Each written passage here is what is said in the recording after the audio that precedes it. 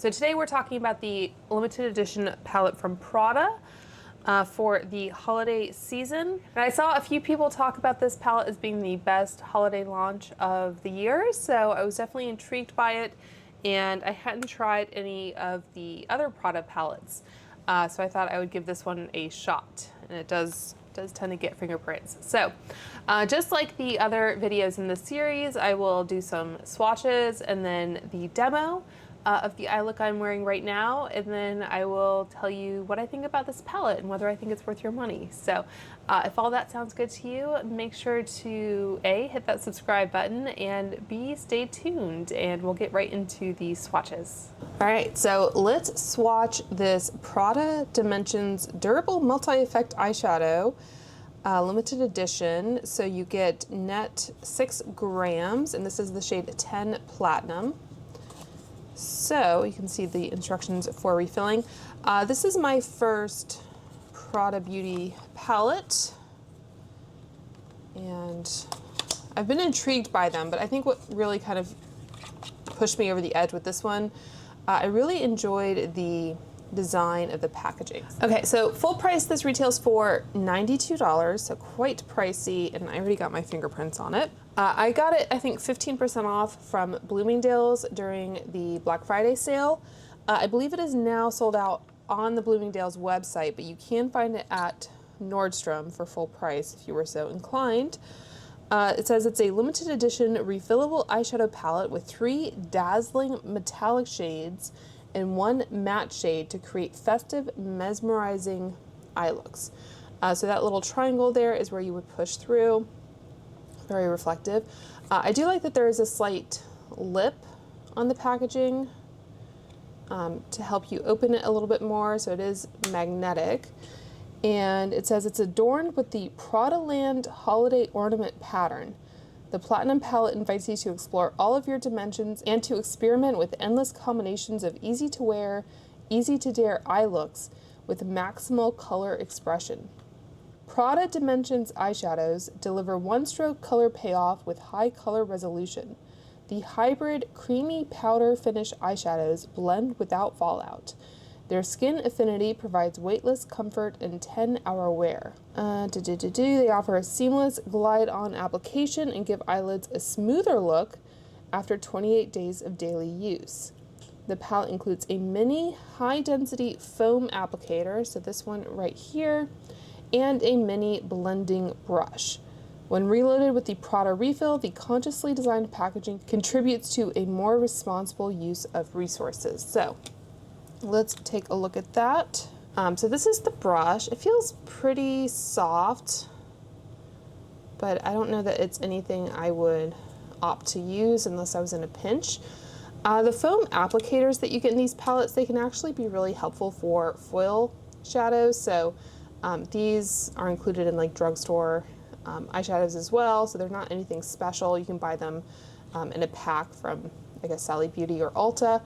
But they can be useful if you don't want to use your fingers for some reason. They're good at kind of packing on color.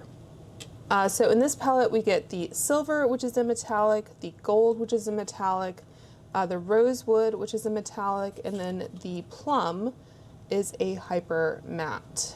And yeah, on the packaging it says these are metal foils.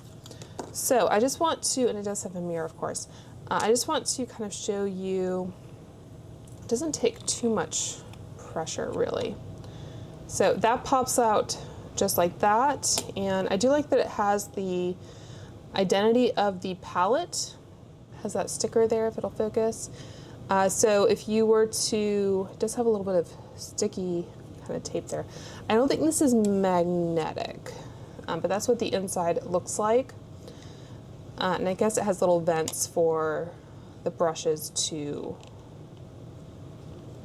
air, I guess. I would prefer if it were magnetic. That always seems a little bit more secure than any kind of glue-in type refill. So they say that you can line the eyes with the hyper matte shade or use it wet for extra intensity, and then highlight the inner corner with the metallic foil, and you can add a wash of soft matte in the outer corner.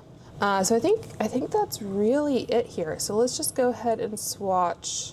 Yeah, you can see it kind of moving moving in the pan there. And that was the, I think, first time I removed it. So not really my favorite. I could even just swatch these on my hand, I guess.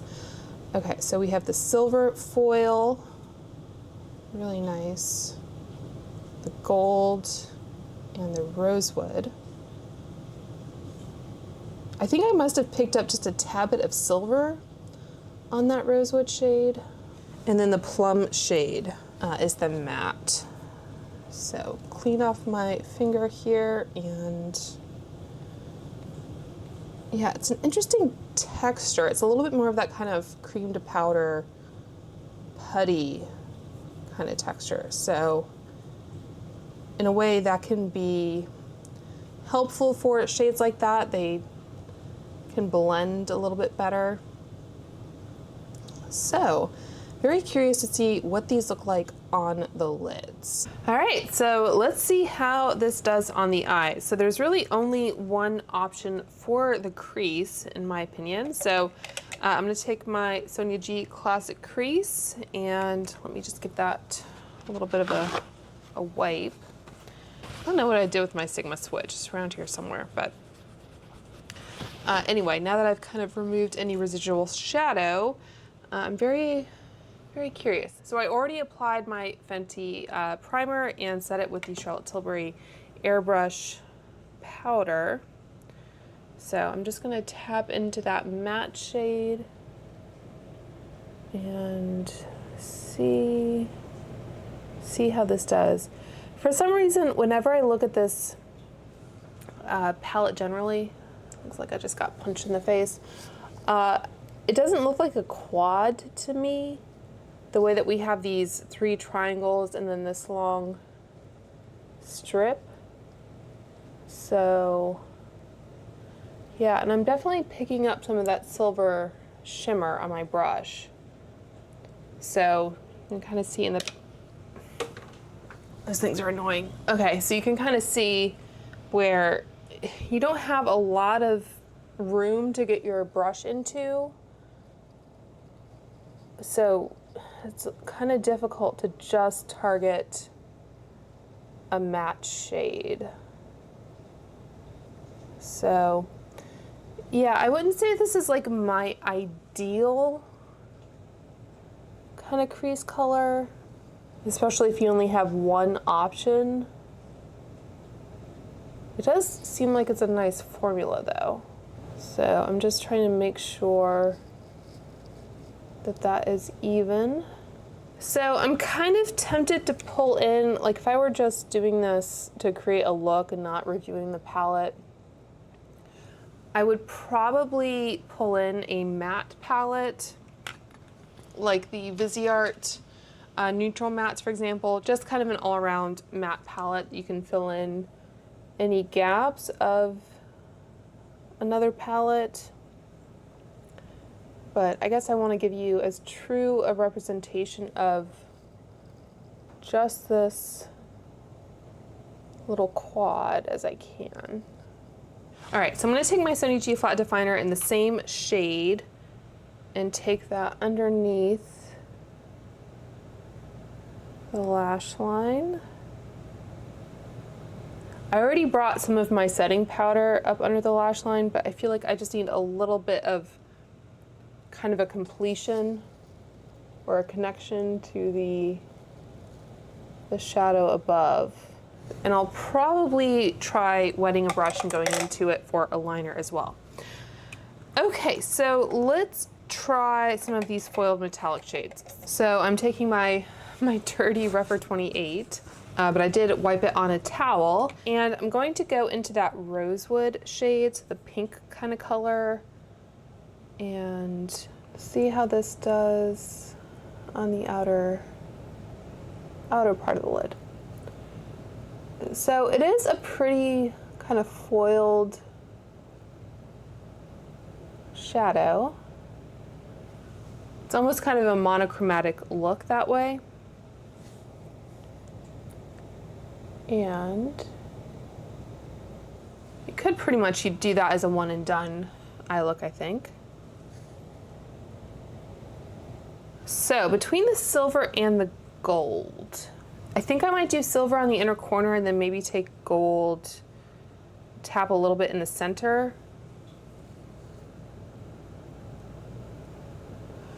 I kind of feel like this is a palette where, like I said, it would probably be best as a companion palette. So you could take an all matte palette and then just dip into this for one of those kind of foiled metallic shades. So it's a nice foiled formula. I don't know that you necessarily need to pay Prada prices for it. And it, I think, does look pretty good on the lids. It doesn't look like my lids are overly textured or anything like that. So maybe to the extent you do have more mature eyelid skin, I'm gonna take that gold.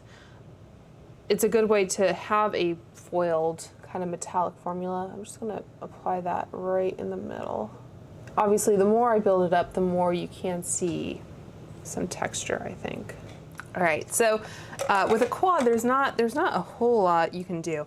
I'm gonna take my mini booster in that matte shade again and just see if I can just build up a little bit more depth kind of in this outer corner.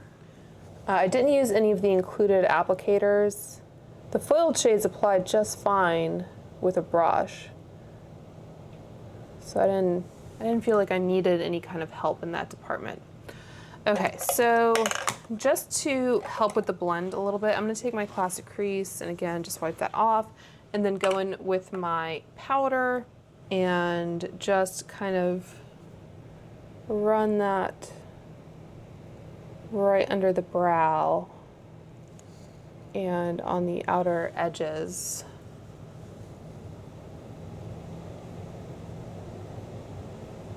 And then with my BK 208 brush, I believe.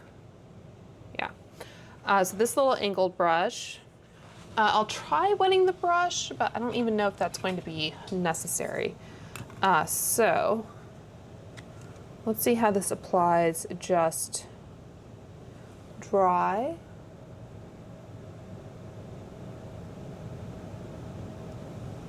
Okay. And so taking my Lisa Eldridge Skin Mist, Skin and Makeup Enhancing Mist to be precise, I'm just going to dampen my brush and just tap that off on a paper towel to kind of absorb any excess and then go into the plum shade again.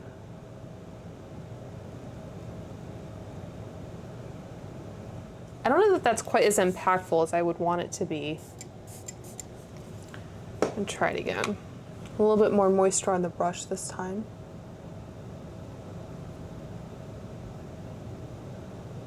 Yeah, it's not kind of blowing my socks off. I am seeing some fallout, and I know that's something they specifically said that they wouldn't give you, or that the palette wouldn't have. So just kind of doing what I normally do. And granted, any kind of liner isn't going to apply as well over like a foiled metallic shade. So I cleaned this up with a Q-tip, but I think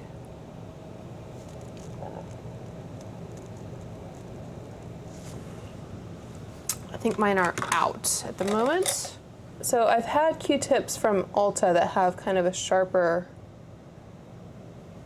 edge to them, but I guess regular Q-tips will have to do. And I'm just trying to focus where I'm putting this damp brush in one particular area of the shadow in case it creates hard pan.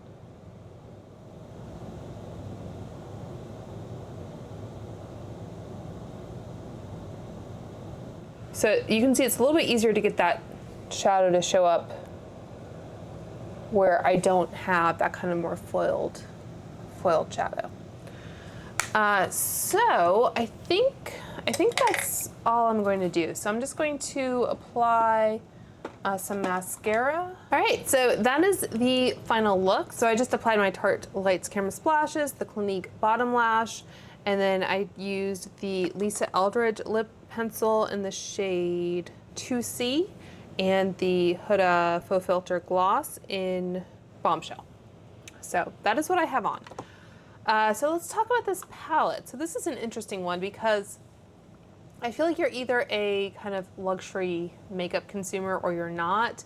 Like, you see the appeal and the allure of these designer makeup products and you're willing to shell out for them, or you just see them as being kind of overpriced. So I like to try a range of makeup. I try drugstore, I try kind of high-end luxury and more kind of designer makeup like this. So I feel like that kind of keeps me grounded in terms of what is a good product and what is worth the money. I will say I don't regret picking this up. So I'd been kind of curious about these quads and I'm happy to have one in my collection.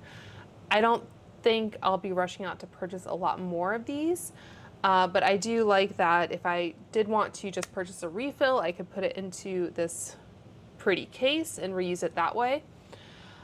So who is this for? I think if you're willing to pay that price, I think this is a good palette for those metallic shades, especially the silver and gold. So if you want a really nice metallic silver or a really nice metallic gold, and especially if you have more mature skin on your eyelid, I think these are flattering. So I think you can get a lot of kind of impact and drama without kind of exacerbating texture. So I think they're a little bit more of an elegant formula that way. I don't know that it's strictly necessary to pay product prices for those two shades, but I would refer you to like my Pat McGrath palette review, where I think that palette full price is cheaper than this one and you get, I think, 15 shades, but my main critique of that palette was kind of the texture and everything on the lids and how it creased.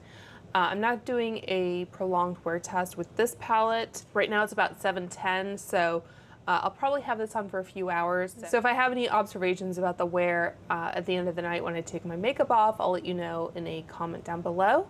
But I guess my bottom line is it's a nice palette. I don't regret purchasing it. I think the formulas are nice. It's a little difficult to get a well-rounded eye look out of 4 shades, and that's true of any quad. I still prefer, I think, larger palettes in general, even though a lot of people are going towards just kind of one and done eye looks. So that's just kind of a personal preference. But yeah, I think my bottom line is I think this would make a nice companion palette to like an all matte palette or any palette that has a lot of mattes that you enjoy. Just to have those kind of more impactful shimmers. The matte shade in this palette is nice, but it's just a little bit more limiting to use just one matte shade in an eye look, in my opinion. So yeah, so I don't think it's going to be for everyone, and I don't think it's necessary for everyone to shell out this amount of money. If you had, say, like $100 to spend on an eyeshadow palette, I don't think this would be my top recommendation. I think I would point you towards like a Natasha Denona palette where you're still getting really great quality shadows, but you have a lot more options and versatility versus this palette. But if you just wanted to treat yourself to something a little bit more luxurious, then I certainly understand that as well. So I hope you guys found this review helpful. Let me know if you have any questions or comments down below, and until next time, I hope you guys are all doing well and staying safe, and I will talk to you soon. Bye.